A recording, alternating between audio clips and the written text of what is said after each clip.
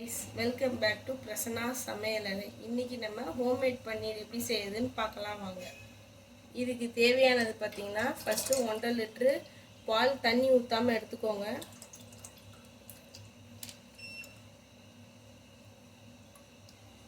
இந்த பன்னீர் செய்யறதுக்கு தேவையான பொருள் பார்த்திங்கன்னா, 1.5 லிட்ரு பால் ஊற்றி நம்ம ஃபஸ்ட்டு அடுப்பில் வச்சுப்போம். அடுத்து ஒரு ஸ்ட்ரெயினரு, சில்வர் ஸ்ட்ரெயினராக இருந்தால் பெஸ்ட்டாக இருக்கும். ஏன்னா நம்ம ஹீட்லேயே வடிகட்டும் போது இதாகும். அதனால் சில்வர் ஸ்ட்ரெயினில் எதாவது வடிகட்டி இருந்தால் எடுத்துக்கோங்க. 2 லெமன் ஜூஸ் புழிஞ்சி வச்சுருக்கேன்.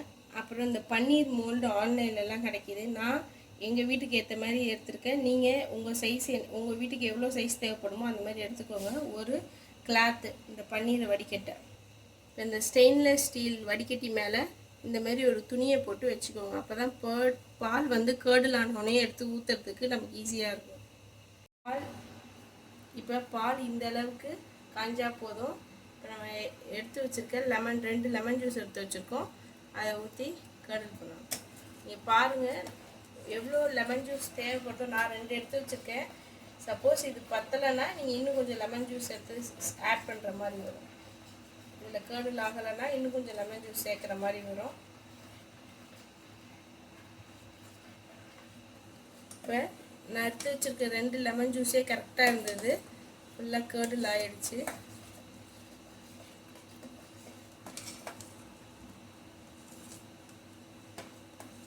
இப்போ பால் ஃபுல்லாகவே திரிஞ்சு வந்துடுச்சு. இப்போ இதை நம்ம ஃபில்டருக்கு மாற்றிடலாம்.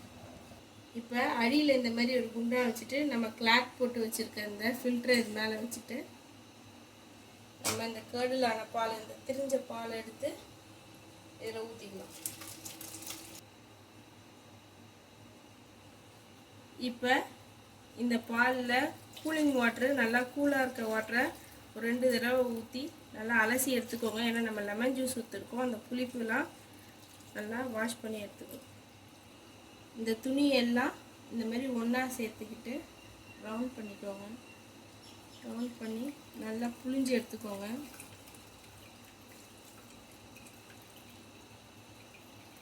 இந்தமாரி ட்விஸ்ட் பண்ணிகிட்டே இருந்தீங்கன்னா அதில் இருக்க எக்ஸஸாக இருக்க வாட்டர் எல்லாமே வந்துடும்.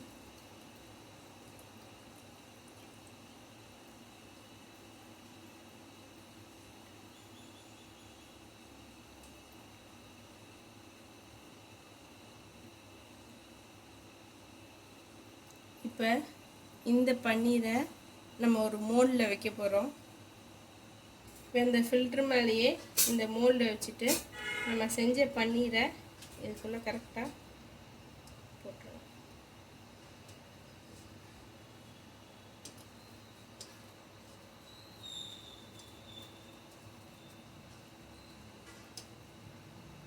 இப்போ இதை க்ளோஸ் பண்ணி விட்டுட்டு இதுக்கு மேலே இந்த இதை வச்சு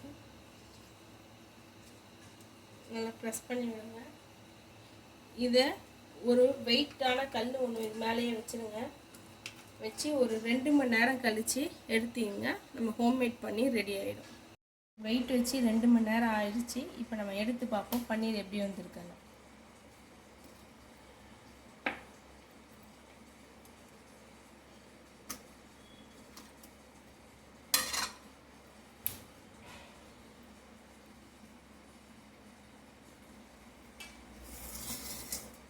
இப்போ இந்த மோல்ட்லேருந்து ஃபுல்லாக எடுத்தாச்சு பன்னீரை.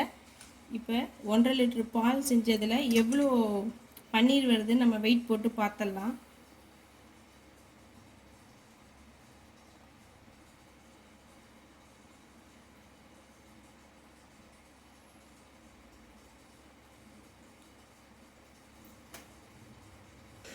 இப்போ நம்ம 1.5 லிட்ரு பால் வச்சு பண்ண பன்னீர் அரௌண்ட் 1/4 கிலோவுக்கு மேலே இருக்குது. 1.5 லிட்ரு பால் எடுத்து நம்ம செஞ்ச பன்னீர் இப்போ 1/4 கிலோ 236 கிராம் இருக்குது. வெயிட் போட்டு பார்த்ததில் அரௌண்ட் 1/4 கிலோவுக்கு இருக்குது.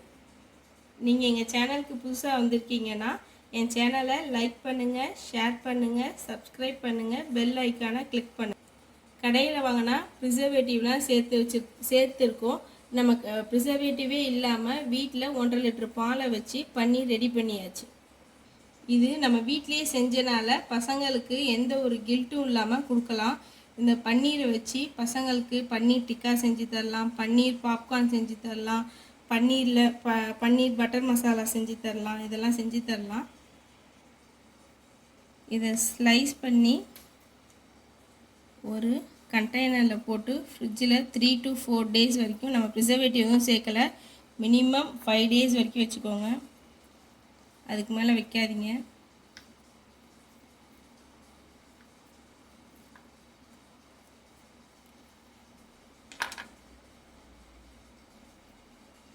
நம்ம பன்னீர் எவ்வளோ சாஃப்டாக ரெடி ஆயிடுச்சு பாருங்கள்.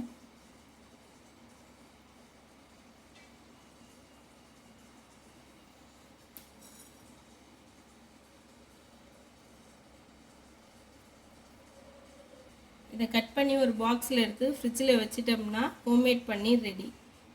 நீங்கள் என் வீடியோவுக்கு